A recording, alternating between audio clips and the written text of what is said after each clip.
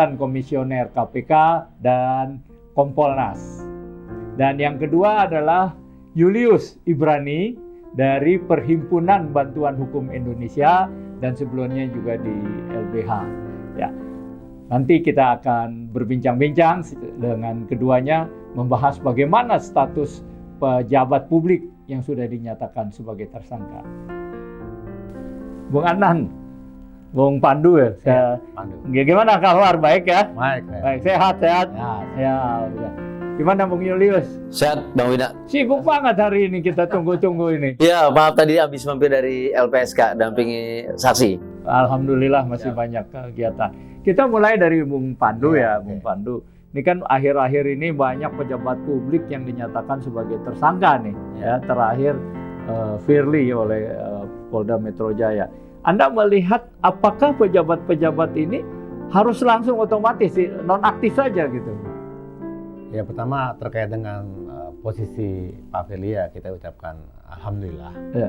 Karena sudah ditunggu banyak orang. Maksudnya alhamdulillah gimana nih? Alhamdulillah jadi tersangka atau alhamdulillah? Kita kan tahu proses perjalanan beliau ya.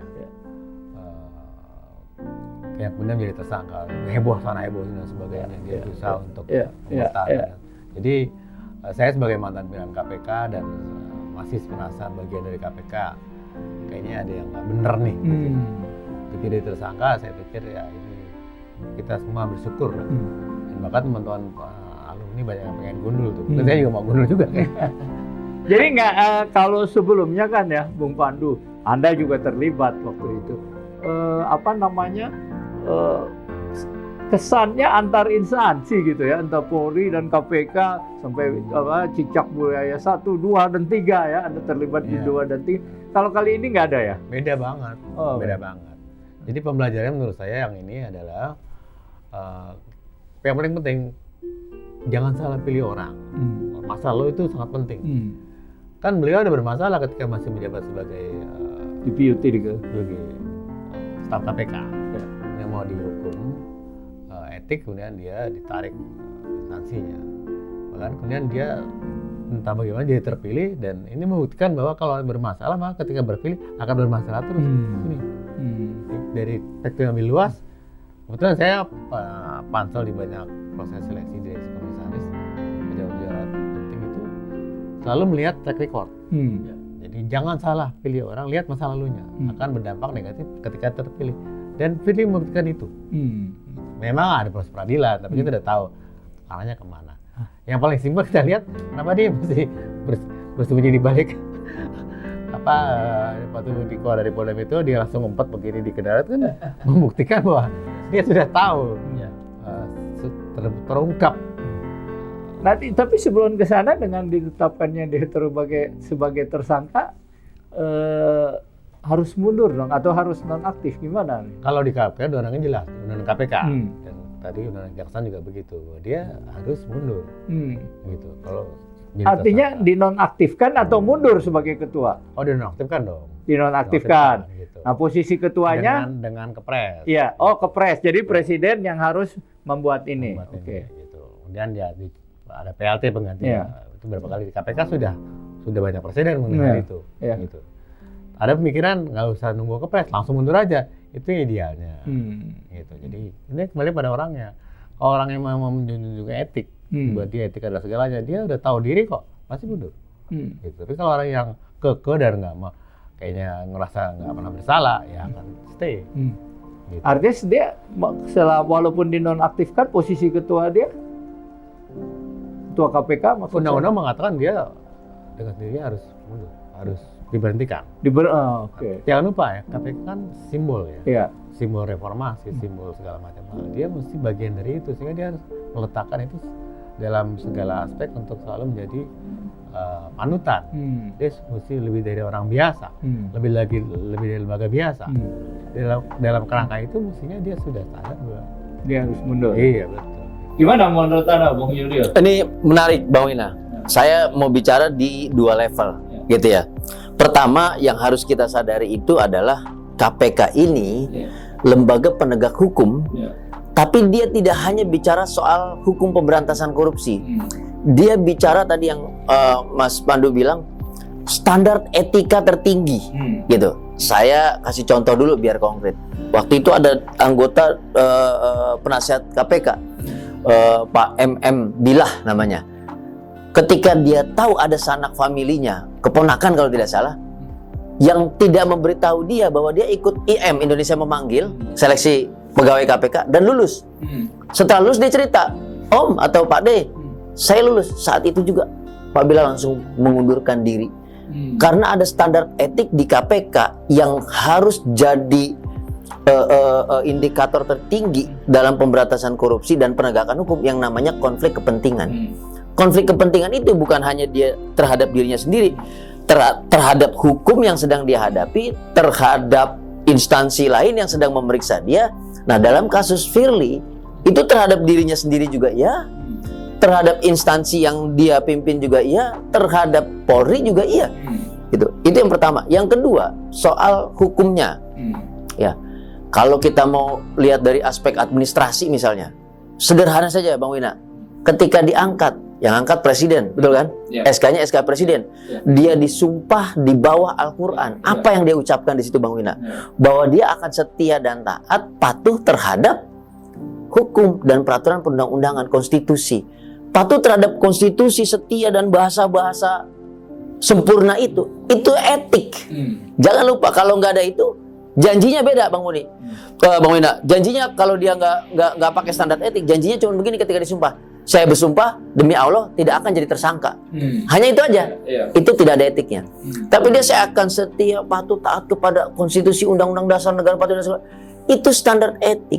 Sehingga ini yang memang harus diturunkan, dielaborasi lebih lanjut dalam berbagai macam peraturan perundang-undangan, undang-undang Polri, undang-undang TNI, Kejaksaan, Mahkamah Agung, termasuk undang-undang KPK, bahwa standarnya ini etik. Itu dulu dalam sumpah jabatan itu standar etik.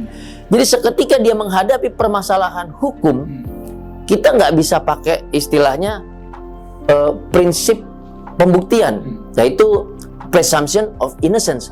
Itu prinsip bersalah. Yes, praduga tak bersalah. Itu prinsip pembuktian, bukan prinsip jabatan. Prinsip jabatan itu tidak melekat yang namanya presumption of innocence. Dalam prinsip jabatan ada yang namanya etik, public norms. Dia harus pakai itu. Jadi menurut Anda etik itu lebih tinggi dari hukum? Oh jelas, etik itu di atas konstitusi kita Bang Wina. Sebelum lahir konstitusi ada etik, ada moral publik, baru diturunkan ke hal-hal yang konkret. Jadi kalau kita merujuk pada dua hal tadi, ya seharusnya, saya bicara undang-undangnya dulu nih. Di undang-undang dia harus dinyatakan diberhentikan. Yaitu kalau bahasa sekarang kan nonaktif. Yang pertama. Yang kedua, tidak perlu mundur, diberhentikan langsung. Mundur itu kan memancing. Diberhentikan sebagai anggota KPK dari jabatannya dia sebagai pimpinan KPK juga. Jadi dua ya, dia harus berhenti sebagai anggota jabatan ketua KPK sekaligus dan sebagai anggota KPK. Jadi betul. Udah selesai lah dia di KPK harusnya. Betul, harusnya total. Nah, sekarang agar konkret Bang Bena, aku tambahin sedikit gini. Apa dampaknya jika tadi soal standar etik, standar hukumnya tidak dilaksanakan karena dia tidak diberhentikan? Besok orang dipanggil KPK, dibilang, ngapain? Pemeriksanya aja melanggar hukum, selesai kita. Pemberantasan korupsi kita langsung tumpul terjun payung ke bawah Bang Bena. Itu yang harus dipegang, gitu. Nah, ini menarik nih, sementara kita gini ada demo nih di sana nih, nggak apa-apa kita menjadi latar belakang menarik juga, kita tidak alergi terhadap yang terjadi di lingkungan. Tapi Bung Pandu, kalau dia nggak mau mundur gimana? Nggak bisa dong, karena nanti ada kepres yang menyatakan dia diberhentikan. Harus ya kepres segera. Jadi karena itu dasar dia menjabat dengan kepres itu. Nah, jadi presiden harus segera memberhentikan Firly. Nah, pertanyaan berikutnya adalah ini kan tidak hanya Firly. Firly kebetulan menjadi kepala KPK yang tadi dikatakan sebagai simbol dari penegakan hukum. Tapi kan ada lain, ada Menteri Kumham yang kenal ya dan lain-lain. Nah, gimana nih ada undang-undang yang berbeda juga kan kalau di kejaksaan atau di mana dia harus langsung nonaktif atau nonaktif dalam arti jabatannya semua harus diinikan tapi statusnya masih sampai ada keputusan yang pasti. Kalau di KPK lebih keras lagi kan, diberhentikan ya. Nah, kalau kayak di kementerian-kementerian lain, pejabat-pejabat publik lain gimana? Kalau yang khusus Menteri Hukum dan HAM itu menurut saya masih related dengan penegakan hukum karena kan Kementerian Hukum dan HAM. Ya. Apalagi beliau ada profesor. Ya. Hukum pidana. Hukum pidana betul. Jadi berlapis-lapis untuk menunjukkan bahwa dia sebenarnya kalau punya etik yang tinggi dia mestinya mundur. Nggak usah nunggu. Emang kan ada karena tidak ada aturannya sehingga terkesan masih gray area. Ya. Gitu. Apalagi dia tempat dengan datang di DPR kemudian diusir tapi nggak terlaksana, akhirnya tetap stay. Iya. Tapi orang tahu dia sudah jadi tersangka. Iya. Kalau dia punya etik yang tinggi, dia mundur. Bahkan dia nggak ikut ke DPR kali ya, kalau dia harusnya kan ya. Mestinya gitu. Dan dia kan profesor, guru besar, udah belajar norma, udah belajar etika ya. Harusnya gimana menurut Bung Julius? Harusnya dia ya udah mundur dong sesegera mungkin gitu ya. Jelas. Yang tadi tambahan dari Mas Pandu saya sepakat. Jadi dalam posisi-posisi pucuk pimpinan ya sebagai pejabat tertinggi dalam instansi itu, dia bukan cuma bicara soal operasionalisasi gitu dengan tupoksinya apa, kewenangannya apa, enggak. Tapi dia simbol. Nah, ketika dia tidak mundur atau si presidennya tidak memberhentikan dia, maka sebetulnya dia telah mencoreng simbol itu. Dia telah mencoreng simbol dengan kata sederhananya begini, wah, dia memelihara pejabat yang sedang bermasalah terhadap hukum.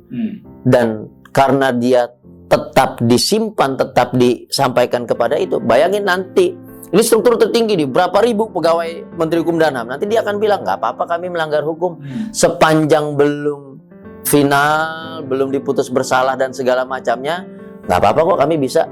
Nah, itu yang sebetulnya merusak simbolisasi instansi. Nah, kalau merusak tadi mental dari menteri itu siapa yang harus berinisiatif memberhentikan? Nomor satu adalah orang terdekatnya, Menteri Hukum dan HAM. Itu harus bersikap tegas meminta kepada Presiden untuk memecat Wakil Menteri Hukum dan HAM. Kenapa? Bisa jadi nanti ada sesuatu pertemuan dan segala macam yang melibatkan si menteri, lalu dikait-kaitkan dengan masalah hukum yang sedang dihadapi. Itu bahaya juga. Itu bisa jadi nanti ada ini sedang diperiksa kaitannya dengan aliran dana. Bisa jadi lagi nggak ada GoPay-nya lagi kosong nih, mau naik ojek. Tawa men, pinjem duit dong buat ngisi GoPay gitu atau buat naik ojek gitu. Ditemukan aliran dana, itu bisa diusut juga. Makanya saya katakan kalau kan mungkin saja Wamen sama menterinya berkawan kan, gimana dia? Nah, itu kan mempertegas kalau dia diemin ya berarti dia berkawan. Dia memelihara itu. Kalau dia bersikap tegas, aduh, saya nggak mau nih, bahaya nih, tolong di-cut dong. Kenapa? Gara-gara posisi dia, simbolisasi rusak, saya simbol juga, saya rusak juga. Dan ingat, menteri dan wakil menteri ini laporannya langsung ke presiden, Bang Wina. Dan artinya yang dipertanyakan juga komitmen etik dan moral presiden. Ini jangan sampai ke bawah-bawah putusan MK nomor 90 lagi nih. Gimana Bang Pandu Kan gitu. ini? Memang saya setuju sama Mas Elius ya. Memang sekarang ini yang namanya etik menjadi jauh dari ukuran. Padahal idealnya itu yang menjadi patokannya. Nah, jadi saya sangat setuju. Tapi kalau kita lihat kepada persoalan dan hukuman HAM ini, jangan lupa di situ ada dia juga pembinaan lapas loh. Lapas kan bagian dari proses penghukuman kan. Kalau nanti ada potensi konflik, benar kata Mas Elius, pada saat tanda tangan dia itu valid nggak sih terkait dengan persoalan lapas? Nah, jadi kan di situ menilai, kan ada orang bisa akan diberikan keringanan hukuman apabila berkelakuan baik. Kan itu juga menyangkut standar sebagainya. Sementara Muhammadnya kayak begitu. Bisa nggak dia menjustifikasi sesuatu yang dia nilai terkait dengan posisi itu? Nah kalau gitu tadi siapa? Dia bilang kan Pak Bung Julius bilang menterinya dong, Menteri Kumhamnya yang harus inisiatif. Benar, memang yang bisa mendesak menteri, tapi kan tetap SK Presiden. Betul. Kembalinya kepada number one, gitu.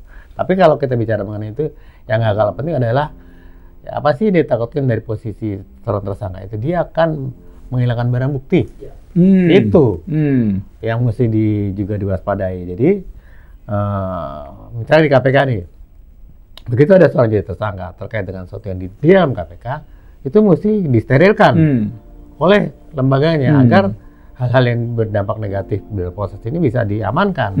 Jadi proses sterilisasi pasca jadi tersangka itu mesti dilakukan oleh setiap instansi yang terkait dengan hal tersebut, terkait barang bukti. Gitu. Jadi selain ada unsur moral, hukum, juga teknis di itu ya. Penghilangan barang bukti dan sebagainya. Mulai perbuatannya. Gitu. Kalau kita mau bandingin ya, Bang Wina ya, masa calon PNS, CPNS ya, atau calon ASN ya, hitunglah paling rendah, yang paling rendah lah, atau honorer bahkan ya. Salah satu syarat administrasinya apa sih Bang Wina? Kan surat keterangan kelakuan baik, dulu namanya SKKB, sekarang namanya SKCK. Apa isi SKCK? Tidak sedang bermasalah dengan hukum, baik yang on proses sebagai tersangka ataupun telah diputus pengadilan. Itu kan nggak boleh. Lah kan kita mau ngomong apa sama ribuan pegawai, sama ribuan orang yang lagi CPNS, ketika diminta SKCK, tunggu Pak Menteri aja SKCK-nya nggak bersih, kan gitu, Pak Wamen nggak bersih SKCK, kenapa kita diminta? Ini jadi kisru, ini baru administrasi. Dan tadi aku sepakat benar yang dibilangin Mas Pandu, bahwa dia tersangka on proses, itu kaitannya dengan kewenangannya, gitu, terkait dengan masalah kepemilikan saham yang kemudian diproses di Kementerian Hukum dan HAM, di kementerian dia memimpin, gitu. Ya itu sistem itu kemudian harus jadi salah satu alat bukti yang akan dibawa ke persidangan. Oh sistemnya begini, oh pencatatan saham perusahaan di bawah Kementerian Hukum dan HAM, Direktorat Jenderal Administrasi Hukum Umum seperti ini, begini. Dia masih berkuasa. Dia bisa saja hari ini ganti langsung orang dia berwenang, kan gitu. Nah itu artinya. Tapi terkait dengan asas praduga bersalah, ini gimana ini? Kan jangan dong. Nanti kalau misalnya keputusannya berbeda dengan yang dituduhkan, gimana gitu? Ada dua kan. Pertama persoalan dia pribadi, kedua persoalan kelembagaan. Dalam hal ini saya setuju Pak Menteri mesti mengambil sikap karena berdampak negatif bagi lembaganya sendiri. Dalam arti ya, jadi setuju banget diskresi dari menterinya sangat diperlukan untuk bisa memilah ini masa lembaga atau masa pribadi. Gitu. Gitu ya. Jadi kita tidak mengabaikan asas praduga bersalah sebagai bagian dari hak asasi manusia. Ya. Jadi untuk kasus ini kita tunggu Presiden untuk secepatnya memberhentikan, menonaktifkan para pejabat publik ya, dari mulai Firly, Wakil Menteri Kumham, ya, Pak Edi, dan semua yang terlibat ya. Nah disinilah nanti kita lihat Presiden sampai sejauh mana Presiden akan melakukannya. Halo, jumpa lagi kita di podcast 9. Kita masih membahas apakah pejabat publik yang sudah dinyatakan sebagai tersangka harus dinonaktifkan, harus diberhentikan. Ya, kemudian kita juga akan membahas apakah fair kalau langsung diberhentikan? Bagaimana asas praduga tak bersalah? Dan bagaimana kalau ternyata tidak terbukti? Dan kita masih bersama dua narasumber yang sama, yaitu Bung Pandu dan Bung Julius. Bung Pandu, itu kan kalau kita lihat pejabat publik yang jadi tersangka, kemudian langsung dinonaktifkan, langsung diberhentikan. Fair nggak sih ini? Jangan, kan keputusannya belum tentu sesuai dengan tersangka ini, kan baru status hukum yang masih bisa belum tentu dinyatakan bersalah. Bagaimana kalau dia ternyata tidak bersalah? Pertama kan kalau di KPK undang-undangnya jelas mengatakan dia mesti berhenti, termasuk undang-undang kejaksaan. Maka setelah itu dilaksanakan, ada dua yang mesti dipertimbangkan. Pertama, kepentingan si tersangka dan kepentingan korporasi atau lembaganya. Terhadap yang bersangkutan dia bisa mengajukan pra peradilan. Tapi lembaganya mesti diprotek terkait potensi untuk nilai barang bukti. Jadi mesti ke situ. Beda-beda lagi ini turunannya. Tapi buat lembaga seperti KPK, dia mesti mengedepankan segala hal karena dia adalah simbol. Dia adalah patokan dan sebagainya. Maka semuanya mesti memperlakukan ini secara spesifik, terutama terkait barang bukti. Yang kedua, terkait dengan orang yang diperiksa. Kalau masih ada pimpinan yang bermasalah yang nggak juga diturunin, itu bagaimana dengan para tersangka dan yang di dalam tahanan itu kan dampaknya terlalu dahsyat kalau tidak segera diberhentikan. Itu kenapa juga kejaksaan juga begitu kan, kejaksaan juga harus diberhentikan. Jadi kalau menurut saya kita proporsional saja gitu. Pak Firly bisa lakukan juga pra peradilan, tapi KPK harus dilindungi dari dampak negatif yang tidak diinginkan. Jadi masih ada upaya hukum ya, misalnya dari bisa itu hak. Ada pra peradilan. Itu hak. Kita tetap HAM, dia punya HAM. Silakan aja. Gitu.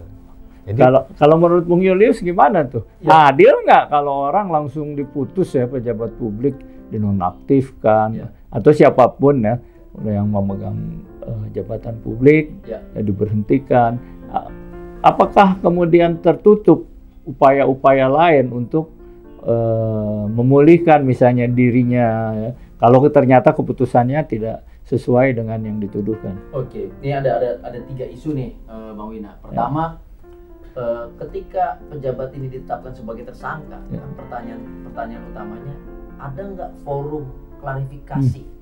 Ada nggak upaya hukum yang bisa dia ambil untuk istilahnya membuat clear dia ditersangkakan atas perbuatan apa, peristiwa apa, dengan alat bukti apa?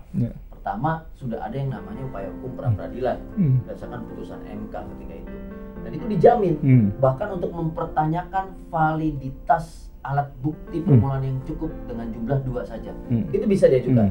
Jadi ini tidak menutup atau menguburkan secara hidup-hidup para tersangka gitu, dia bisa ke situ. Itu pertama. Yang kedua adalah seandainya pun telah diproses pra peradilan, dia kalah, kemudian masuk ke persidangan, penuntutan dan segala macam, dinyatakan tidak bersalah. Ada yang namanya mekanisme rehabilitasi, bahkan ganti kerugian keperdataan, nama baik, posisi di dalam instansi, dia bisa dikembalikan, bisa diangkat kembali oleh presiden, bisa dibuatkan SK yang baru. Jadi, misalnya wakil Menkumham ini, ya dia dituduh, kemudian tersangka. Dalam proses kemudian apakah dia mengajukan pra peradilan atau dia memang diadilin, dan keputusan terakhirnya adalah dia tidak bersalah. Terbuka pintu ya, hukum membuka pintu buat dia. Justru harus, secara hukum dia diperbolehkan. Ada mekanisme rehabilitasi dan ganti kerugian, dan itu wajib untuk dipulihkan. Kami pernah nangani kasus PBHI di Sumatera Barat ketika ada kasus salah tangkap yang sudah kami gugat segala macamnya, sampai kemudian penuntutan pidana di persidangan, terbukti tidak bersalah, ya kemudian direhabilitasi, bahkan diberikan ganti kerugian oleh Polda Sumbar senilai 250 juta rupiah untuk menggantikan kerugian keperdataan dan segala macam itu. Itu fakta, itu terjadi gitu. Jadi tidak ada yang dikhawatirkan dari situ, tidak ada hak yang hilang. Justru ingat, kasus ini bukan hanya soal pribadi Ketua KPK Firly atau Wamenkumham Edi Yaris, tapi soal lembaga publik. Lembaga publik ini representasi kita juga, Bang Wina. Jangan sampai standar etiknya rendah, dianggap kita juga orang-orang yang nggak punya standar etik yang baik, ya rendahan juga, itu bahaya. Tapi aku mau kasih contoh gini, Bang Wina. kita pernah punya perbandingan sebelumnya. Waktu itu ada cicak buaya, karena Bang Wina tadi nyebutin, Bibit Samatrianto, Chandra Hamzah. Lalu Bambang Wijoyanto, Abraham Samad, dan Novel Baswedan. Saya pegang 3 yang terakhir sampai aku urus ke KSP waktu itu dengan Presiden Jokowi, keluarlah SKP 2 dengan dasar soal etika publik karena ricuh di publik. Yang kedua soal tadi rekam jejak ketika dia ditersangkakan itu menjadi banyak pertanyaan gitu. Novel Baswedan, Abraham Samad, Bambang Wijoyanto, Bibit Samatrianto, Chandra Hamzah. Ini rekam jejaknya nyaris orang ini tidak pernah berbuat pidana sebelumnya, tidak pernah melanggar etik, tidak pernah melanggar hukum. Kan ada kejanggalan ketika dia ditersangkakan. Baru ketika kita kaji kelihatan bahwa ini adalah tujuannya memang menyerang balik supaya berhenti proses hukum yang sedang diperiksa oleh KPK ketika itu. Nah, dalam kasus Firly misalnya, loh, ini sudah berulang-ulang, sudah banyak betul. Dan pentersangkaan Firly di Polda Metro Jaya tidak ada kaitannya dengan apa yang sedang diperiksa. Malah dia dituduh, tuduhannya kan dia memeras orang yang lagi diperiksa justru. Lah ini malah menggunakan kewenangannya untuk memeras. Itu malah memperkuat posisi dan dalil bahwa ya emang harus di-take out, harus diberhentikan. Jadi mungkin Bung Julius, kalau kita lihat kan ini tersangka banyak kepada pejabat publik, tapi kepada pejabat publik yang tinggi ya, wakil menteri, ketua KPK itu kan yang udah luar biasa. Mereka harus pertama mempunyai kesadaran moral bahwa begitu dia dinyatakan tersangka dia sudah bersalah. Secara hukum dia harus mengikuti. Dan ketiga dia harus memang mengikuti aturan-aturan hukum yang berlaku ya, kemungkinan mengajukan pra peradilan, dia harus menaati semua peraturan kalau ditahan 20 hari ke depan yang selama ini mereka dengung-dengungkan sendiri ya gitu Bung Pandu juga. Iya, betul. Jadi dalam hal ini maksud saya yang tidak boleh dilupakan pertama tadi ya Presiden, yang kedua orang-orang di sekitar tempat dia menjabat. Itu harus dianggap dia sudah jadi public enemy, yang bisa terus dijagain, diprotek dan sebagainya. Itu kacau itu. Gitu. Jadi memang mudah-mudahan segera ada sikap dari Presiden sehingga tidak kemudian di dalamnya justru terjadi konflik pro kontra, kan pasti dia punya teman juga. Nah, jadi memecah belah di dalam. Nah, pertanyaan saya yang lebih mendasar, Bung Pandu nanti Bung, apakah Anda yakin Presiden dalam waktu secepatnya bakal memberhentikan? Kalau melihat undang-undang harus, tapi kan berapa lama mekanismenya? Setahu saya Pak Jokowi masih normatif orang. Nah, masih normatif. Jadi dan apalagi sekarang beliau dalam proses yang kita tahu ya, pasti dia juga nggak akan bisa untuk menimbulkan pro kontra kalau dia tidak segera memberhentikan. Jadi tidak terbuka ruang yang terlalu besar untuk Presiden untuk tidak memberhentikan Firly. Nggak ada diskresi. Tidak ada diskresi. Ya. Gimana Bung Julius Anda? Dari pandangan Anda? Pentersangkaan 2 pejabat tinggi ini itu mencoret-coret SK yang ditandatangani oleh Presiden. Ya kita gimana sih kalau kita bikin dokumen gitu ya Bang Wina ya, kita lagi bikin udah rapi-rapi kita tanda-tandain, lalu datang orang nyoret-nyoret dokumen. Ya, rasa gusar itu harus ada, wajib ada. Jadi dari segi etik, dari segi hukum tidak ada satupun alasan bagi Presiden untuk tidak memberhentikan kedua pejabat ini. Karena selain tadi merugikan kelembagaan, menimbulkan ketidakpercayaan masyarakat terhadap instansi dan kewenangannya, dan yang paling penting lagi adalah ini nama baik Presiden sebagai kepala pemerintahan, karena keduanya di bawah pemerintahan sebagai lembaga eksekutif. KPK juga belakangan dia yang mengusulkan untuk di bawah pengawasan eksekutif.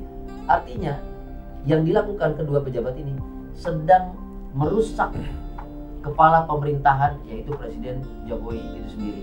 Jadi Presiden ya nggak ada alasan harus. Dan Anda percaya Presiden akan membuat itu? Saya yakin, karena ini tahun politik, Bang Wina. Dia sudah kena problem pelanggaran berat etik di putusan MK nomor 90. Sekarang ada lagi Wakil Menteri Hukum dan HAM, ditambah lagi yang ketiga Ketua KPK. Jadi sebaiknya agar tetap menjaga kepercayaan masyarakat, dia harus mengambil sikap. Dan saya yakin Presiden akan untuk hal-hal yang seperti ini sangat responsif. Dan biasanya normatif ya Bung Pandu ya Presiden. mengikuti aturan yang ada. Ya. Nah, sekarang kita masuk ke yang lebih mendasar. Ini kan sudah terjadi. Bagaimana kita mencegah agar jangan sampai pejabat-pejabat publik ini terlibat dalam perbuatan tercela ya, terutama pada korupsi. Ini kan guru besar terlibat. Sebelumnya juga ada guru besar ya. Oh, artinya tidak jaminan itu bahwa guru-guru besar, profesor-profesor, bahkan profesor-profesor yang mengetahui hukum, bukan hanya hukum saja, hukum pidana pun ya bisa melakukan pelanggaran-pelanggaran etik hukum ya, dan juga apalagi untuk jabatan-jabatan di KPK yang menjadi supervisi untuk semua lembaga hukum ya. Nah, Bung Pandu, Anda gimana melihat supaya ini jangan terjadi? Kita bosan juga nih kelihatan itu ditahan lagi, ditangkap lagi. Gini pembelajarannya, itulah perlunya track record ketika memilih seseorang dalam jabatan-jabatan strategis. Ingat nggak zaman dulu Jokowi jilid 1, ada namanya buku putih ditandatangani sehingga akhirnya KPK terlibat dalam proses vetting calon menteri. Aris Stabilo, itu zaman kami Pak, masuk nih. Sayangnya cuma sekali diterapkan, kemudian dilupakan. Ya kalau itu diputarkan padahal itu masih berlaku ya? Dia tanda tangan kok zaman itu. Presiden Wapres. Maksud saya kalau itu dilakukan, kita akan tetap menjaga betul. Kita tidak akan salah pilih orang. Gitu. Karena itu kemudian diabaikan dan dilupakan, kita lihat sekarang makin jauh dari harapan kita. Maka itu dalam setiap proses seleksi itu menjadi poin yang tertinggi untuk melihat masa lalu, akan menentukan performa ke depan. Buktinya Firly. Kalau ada yang udah jelas tercela, nggak usah dipilih itu, Bung Pandu.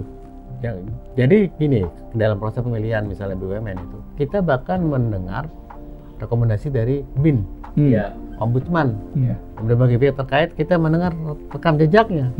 Gitu. Ini menjadi perhitungan ketika mengangkat seseorang, memilih seseorang. Jadi kesimpulannya jangan salah pilih. Bagaimana caranya? Lihat masa lalunya. Masa lalu bermasalah, ke depan pasti bermasalah, pasti. Gitu. Di mata Anda gimana tuh? Ya, apakah proses seleksi yang sekarang ini kurang ketat atau kurang proper atau gimana? Jelas Bang. Jadi gini,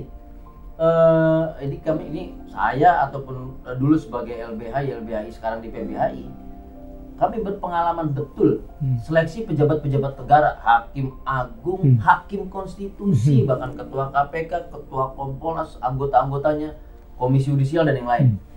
Salah satu titik kunci untuk memastikan calon-calon terbaik, calon-calon terbersih untuk duduk di posisi strategis kelembagaan seperti itu adalah adanya partisipasi masyarakat di dalam penelusuran rekam jejak.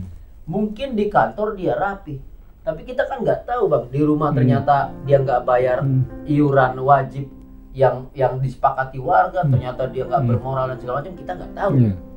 Nah, itulah pentingnya memanggil masyarakat untuk berpartisipasi. Itu yang kan udah ada SKCK. Nah, SKCK itu perspektifnya adalah ketika dia melanggar hukum dan diproses hukum, bukan melanggar apa yang di masyarakat. Dan ingat, nggak semua yang melanggar hukum diproses hukum, Bang Wina, gitu. Dan masyarakat tahu mana pelanggaran hukum yang diproses atau di 86-kan tutup, kan gitu. Jadi penting untuk partisipasi masyarakat. Nah, aku kasih contoh. Presiden Jokowi yang sama pernah melibatkan kami dengan undangan Kopsurat. Kami ini siapa nih? Saya dan teman-teman masyarakat sipil LSM dalam seleksi hakim konstitusi termasuk KPK ketika itu. Hasilnya salah satunya BW dan kawan-kawan, Bang Wijaya dan kawan. Kemudian di hakim konstitusi juga ada. Kami kasih seluruh catatan lengkap dan kami bilang ini semuanya zero temuan, kosong, nggak ada temuan apapun, nggak ada pelanggaran, nggak ada moral, problem etika dan segala macam. Ini orang tertib semua. Kalau nggak salah waktu itu Pandu juga lagi pada masa itu ya? Iya, saya waktu masuk ke komisioner KPK ya? Kan nggak bisa saya ceritain. Beliaunya di sini. Saya yang menaruh perusahaan rekam jejak. Mungkin Mas Pandu nggak tahu bahwa saya nanti berkeliling ke RT RW untuk ngecek. Datang. Saya datang, gitu. Dan itu kami lakukan dalam semua. Hasilnya bagus.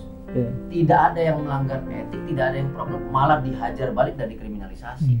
Gitu loh. Hakim konstitusi yang kami pilih bagus juga, sampai dia selesai masa tugasnya, nggak ada problem apapun. Nah, ini yang hilang dalam proses seleksi pejabat negara belakangan Bang Wina. Akibatnya apa? Ya, kita tahu kepentingan politik lebih kuat dan yang terjadi adalah pelanggaran hukum dan bahkan kejahatan yang dilakukan oleh si pejabat negara ini. Itu satu. Yang kedua adalah begini, jarang banget ya dalam seleksi pejabat negara belakangan ini untuk mempublikasikan kepada masyarakat. Gitu. Kita bahkan udah nggak tahu nih kapan seleksinya nih orang, kapan tahu pengumuman masuk ke dalam situs kepresidenan, udah fotonya udah disumpah aja. Lah, kita nggak tahu gitu. Akibatnya apa? Kayak diem-diem gitu ya, kayak disembunyikan. Menyelinap, diam-diam, gaya-gaya maling kan gitu. Tengah malam diam-diam menyelinap, itu kan gaya maling. Akibatnya apa? Si pejabat publik ini ternyata dia belum melepaskan kepentingan pribadinya yang terdahulu. Dia sebagai advokat, dia sebagai ahli yang sedang berproses di persidangan, dengan demikian dia punya kepentingan terhadap kasus. Dia belum selesai dengan mungkin ada utang piutang dan segala macamnya. Akibatnya apa? Jabatan publik yang dia emban terkooptasi oleh kepentingan tersebut. Apa hasilnya? Ya dia nilep uang, pakai uang perjalanan dinas, karang-karangan kunjungan, absensi juga dikelabui dan segala macamnya. Dan itu kami sudah melihat dengan jelas. Komnas HAM pernah kami telisik seperti itu. KPK kami sudah berapa kali laporkan dan terbukti sekarang tersangka. Jadi ini juga yang harus kita pegang, Bang. Once dia jadi pejabat publik, stop semua profesi di luar, nggak boleh ada yang sampingan, sabetan segala macam, tipis-tipis, miring, nggak boleh. Tutup. Itu yang nggak pernah ada juga sekarang. Jadi itu ini, Bang. Iya. Undang-undang ASN mengatakan proses itu proses standar yang harus dilakukan oleh seluruh calon pejabat ASN sampai level itu. Cuman tidak mengatur mengenai calon menteri, tidak mengatur mengenai calon anggota dewan. Nggak ada. Hakim ada. Oh, hakim ada ya. Hakim ada. Anggota dewan nggak ada, menteri nggak ada. Nah itu. Yang kedua, kalau kita mengabaikan ini, berarti kita membuka peluang terjadinya kejahatan terhadap yang Ustaz apabila mengabaikan proses itu. Jadi yang memilih tahu resiko itu akan muncul. Gitu. Oke. Jadi kalau kita lihat pemberhentian ini satu rangkaian ya, ketika pejabat membuat perbuatan-perbuatan tertentu, dia memang wajib diberhentikan gitu ya, karena itu menyangkut moral ya, tanpa mengurangi asas praduga dari bersalah. Nah, tapi ini adalah bermula dari proses seleksi yang tidak jelas gitu ya. Kalau seleksinya jelas, kemungkinan itu lebih diperkecil ya. Baiklah, saya pikir terima kasih Bung Pandu, terima kasih Bung Julius ya. Kita akan berjumpa lagi pada topik-topik yang lain melalui podcast 9.